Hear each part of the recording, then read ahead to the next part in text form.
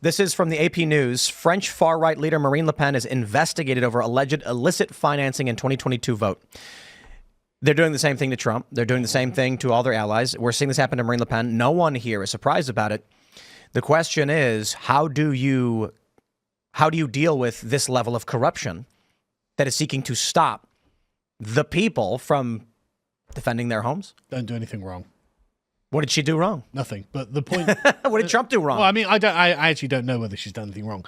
But the only defense about this sort of stuff is literally just have a squeaky clean record, because they'll keep investigating you. There's nothing you can do about it. Steve Bannon's in prison right now. I know.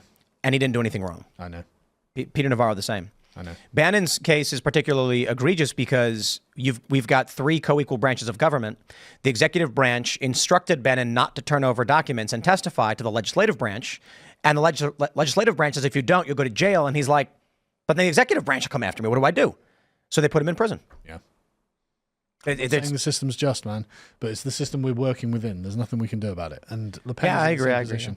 So all I can really advise is just don't ever cross any of the lines. Don't give them a reason to smack you. You know?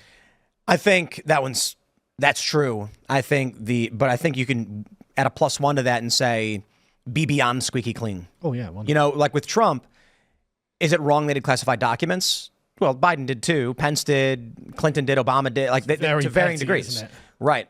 And Steve Bannon, are they really going to put him in jail over contempt of Congress, especially with executive privilege? Look, everybody in this country speeds.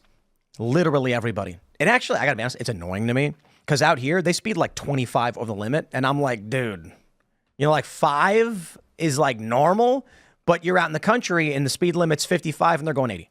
And if you're not, you're in the way. But that means they could single you out at a moment's notice, and I think 25 over is a felony. I'm not sure. Yeah. So it's like you've got to be beyond squeaky clean, because they will find a way to shut you down. And even if you didn't even do anything wrong, then they're going to make weird tax arguments. You know, people like Ben Shapiro pay extra in tax just to make sure that he's not going to get crap from the IRS. Did he say that he does that? He says he does that every year. Now, I don't know how much extra, but, I mean, it's any like... amount extra is too much, though. It is, but at the same time, if it's insurance to... It's like you're paying... Like a extortion. Racket. Exactly. It's like a racket. But and this is important, too, it all goes towards prepay. So because I did this last year, I paid more, and I was told by my accountant, he's like, so you actually overpaid. And I was like, okay, what does that mean? He goes, it just means that next year it counts towards your taxes, so you're good. And I'm like, okay, cool. So it's that protection. Plus, it's not like you're actually giving, by overpaying, you're covering your costs in the future, and you're avoiding any argument where they can say you were trying to withhold money. You're like, no, I paid extra. I just really hate it on principle, though. Yeah. I just really hate it. I mean, I don't mind taxes. The problem is the corruption.